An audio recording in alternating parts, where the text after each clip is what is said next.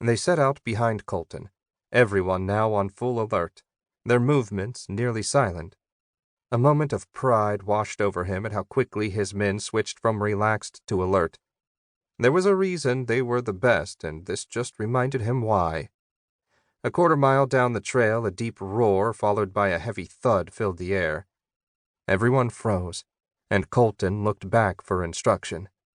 Using hand gestures, Axel told him to move up and take a look. Colton gave him a thumbs up, snuck off the trail, and vanished into the jungle. More bellows filled the air, along with the heavy thuds. What in heaven's name was going on? Axel had never heard anything like those noises. "I don't like this," Cobb muttered. Axel shot him a glare, and he fell silent. Long minutes later, Colton emerged from the jungle and waved them up. Axel hurried over and said, "Report." "Damnedest thing I ever seen, sir. There are 2 lizards fighting in a clearing about 100 yards ahead. They've got to be at least 40 feet long. If you want to take a look, I doubt they'll even notice us." Axel wasn't sure he wanted a closer look, but he'd read that reptile meat was high quality and tasted similar to chicken. If they killed the 2 lizards, that might yield enough meat to last the rest of the trip. "Show me." "Are you kidding?" Cobb asked. "How are we supposed to kill 2 40-foot-long lizards?" "We have mithril swords. We'll cut their heads off. Now come on." They followed Colton through the jungle to the edge of a large dirt clearing. Just as he said, a pair of huge lizards were brawling in the dirt.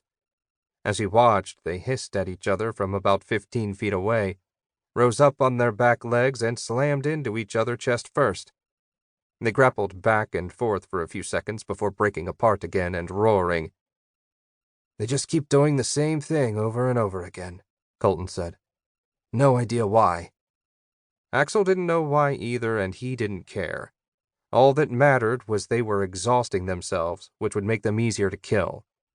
The trick would be to attack while the lizards were in the clinch. They should have enough time to close before they separated. "Okay, here's the plan."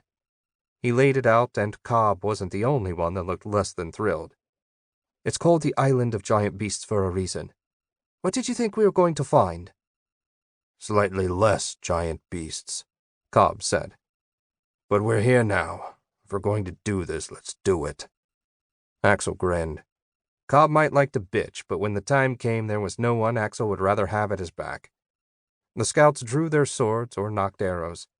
Out in the clearing, the lizards bellowed and flicked their tongues. They reared up and charged each other. "Now!" Axel led their own charge. Arrows arced over his head and clattered uselessly against the lizard's thick hide. Damn it! Maybe they should have brought the mithril arrows. One of the lizards spotted them and opened its mouth. Axel hurled his sword with all his might. The tip pierced the roof of the lizard's mouth and came out the top of its skull. It collapsed, killed instantly. Axel slowed and let his men charge past. With no sword, he'd be a liability. They hit the second lizard from the side, their weapons slicing through its hide like butter. The beast roared and thrashed. Its tail caught a scout and sent him flying 15 feet across the clearing. It was a final act of defiance. Cobb slashed its head half off and took a blood shower in the process. He staggered away, a crimson mess. The lizard collapsed to the dirt, unmoving. Axel hurried over to the injured scout and sighed with relief when he saw the man was moving. "Stay still. Where are you hurt?" "My ribs and back. Don't think anything's broken, though. Remind me to thank Lord Shank for this armor." Axel grinned and offered his hand. Once he was on his feet, Axel walked over to the dead lizards. Even dead, they were an impressive sight.